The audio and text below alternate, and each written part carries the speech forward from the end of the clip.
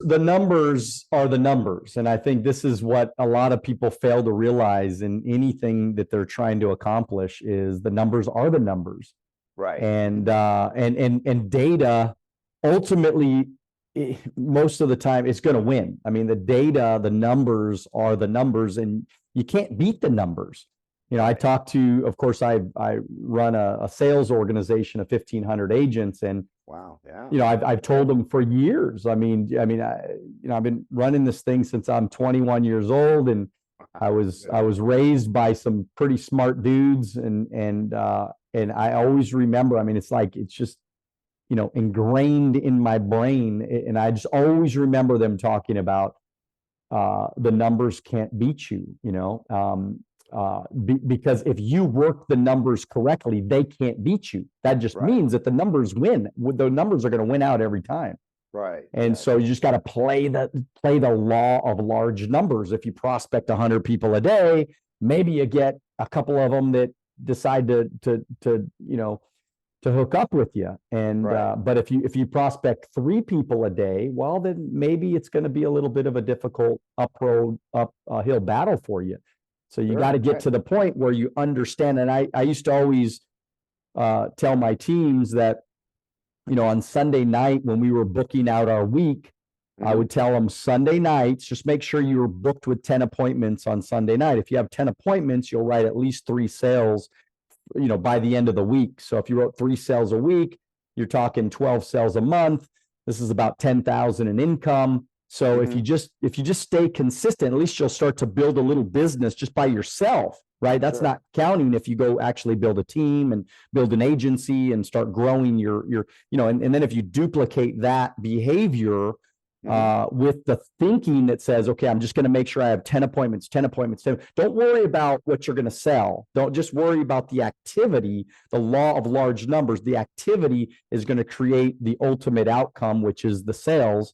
And if you just, you know, keep duplicating that, and of course, if you're recruiting and training and developing other people, duplicating that process, eventually, you know, this thing is going to start to kind of spider web on its own, and then you'll end up, you know, opening up locations and building a team, and ultimately getting to a place where you have so much passive income that you're free. And that was the whole point of all of it, you know. But I really relate to what you're saying, because you know, some people in their mind, they think, oh my God, you know, I could do this. This is, you know, because our dreams are so big. And I always tell people, dream bigger, and all this is great. Dream bigger though, but make sure you know your numbers. Understand that, you know, economics and numbers are going to win out every time. So, but if you got those things right, then we're on to something, right? Oh, absolutely. Yeah. And the point is that there's a variety of ways that you can, you know, mess your business up without understanding the numbers. So I gave an example where somebody, you know, overestimated demand. Now there's another example, also in aerospace, since I come from it. Another billionaire, a guy named Vern Rayburn from Seattle originally, was the 7th employee at Microsoft. And he came down to Albuquerque, New Mexico, and he said, you know, I built computers. I'm going to build business jets, little small ones. He's going to build 5-place business jets. They're going to go 400 miles an hour, go about 1,400 miles. And they said, and I'm going to build them like computers because I know computers.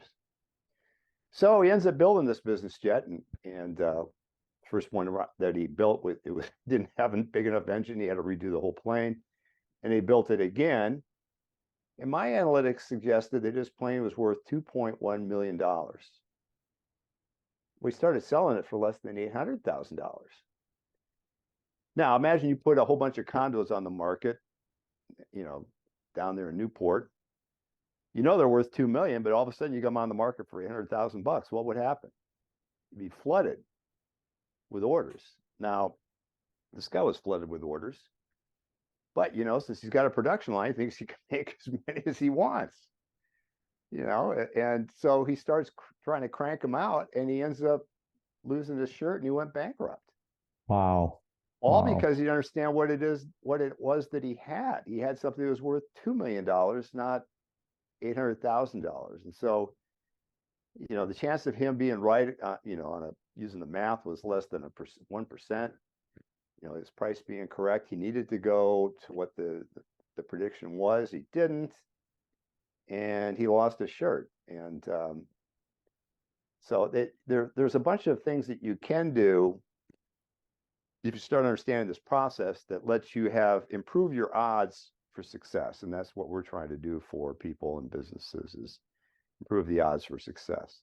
And that's economics, right? I mean, and Yeah. this is the importance of economics. I mean, if Yeah. we, people go into business every Right. day not Right. understanding economics, Oh, and no. then they wonder why they are not successful in the end game, and so I just, I want to know from you, I mean, looking at our state of the country right now and kind of the world that we live in, America right now, why is it that the United States doesn't understand economics? And what, if you were president, what would you do differently in this economy that people are struggling in so I'm glad you asked me desperately? that question, Daniel.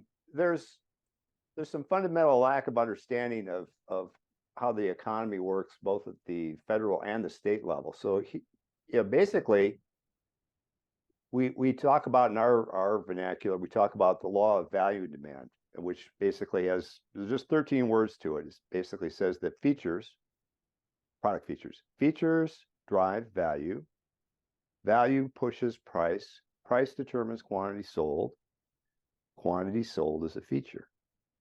Now, it turns out that those 13 words apply not only to these examples behind me here that relate to some markets, it also applies to the government. And so here in California, as you probably know, we've been starting to lose taxpayers. Of course. Especially the high-end ones. Well, why is that? Well, there's a demand curve for taxpayers. That's it. And what's very interesting about this demand curve, because I've studied it, is that it's, in the vernacular, it's kind of flat. What the economist would call it's very elastic. And who needs to have 4 syllables when you can get 1? It's a flat curve, which means that if you increase taxes dramatically, you're going to start to lose people dramatically. Conversely, though, the other side of that is, if you were to drop the taxes, you would start to draw more people to your place. And so, the conundrum for the state is that they don't seem to understand this, is that if they were to lower taxes, they would get more tax revenue. And so, as we have a little saying in our company, it's only counterintuitive if you don't do the math. Right. If you do the math, it's like, oh, well, that's the only explanation you could have. So right now, the stock market's in a twirl, that everybody's wondering why the interest rate's high, there's inflation. There's a very underreported story that you can pick up. If you go to the St. Louis Federal Reserve Bank, or the St. Louis Fed, or also known as, that one's known as Fred, I think. If you go to the Fred, St. Louis Fed, and you type in M1 money supply, which basically a long-winded way of saying how much money is out there. Turns out that the money supply was was rising very gradually over decades. And then in 2 quarters, it went up by 400%. That's not a typo. It went up by 4x. And then it went up a little bit more from that, and now they're starting to bring it down by unprecedented rates, but it's still about 3.5 to 4x over what it was at the beginning of 2020.